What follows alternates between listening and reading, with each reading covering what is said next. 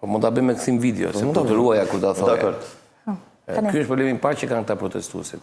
Në optikën e tyre, fatkeqësia e çdo shqiptari quhet Edi Rama. Po, edhe Berisha, të dy. Dakor?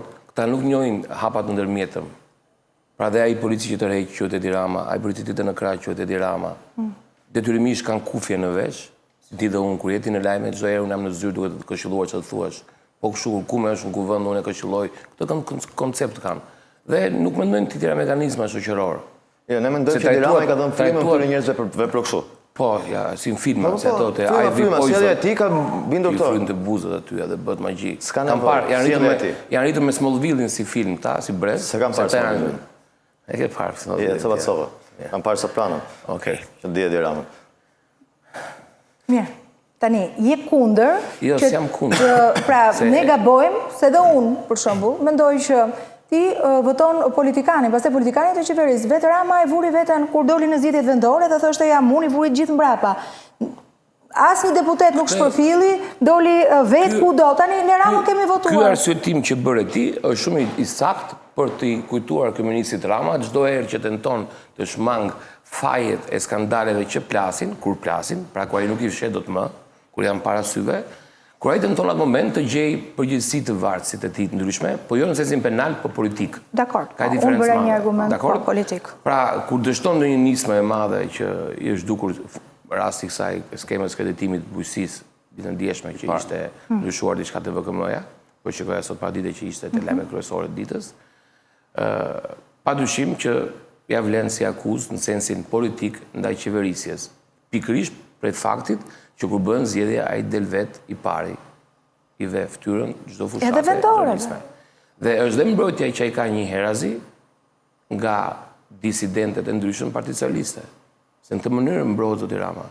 Ai thot unë jam se më kanë fituar votat, ju ku ishit. Dakor? Është një njëjti mekanizëm që mundson që ai ta zgjedhë neomarsorën me dorë nga Thethi drejt në Bruksel. Për shembull. Që kjo tregon Shqipërinë moderne, ta thënë nuk ka meritokraci, ja ku është shembulli i meritokracisë. Shqipëria është vendi i shanseve. Po. Shanse është për organizatën kriminale. Jo, për deputetët nga Thethi, po thoya. Dhe por nuk është për penale Aida. E fakti që bën ai fushatën. Tu po flasim për komplet të tjera gjëra. Në protesti nuk shkon vetëm për pakanajsinë, po ishte aq që ishte protesta më shkëlqyer e mundshme, po ta kanë derivuar ndërkohë. Ta vetë po tregojnë që kanë një 10 ditë që po shfaqin probleme për menaxhimin, për të krijuar një apo disa 5 apo 7 struktura të mundshme nën struktura le të themi të protestuesve kryesor, për të patur një mundësi për të organizuar.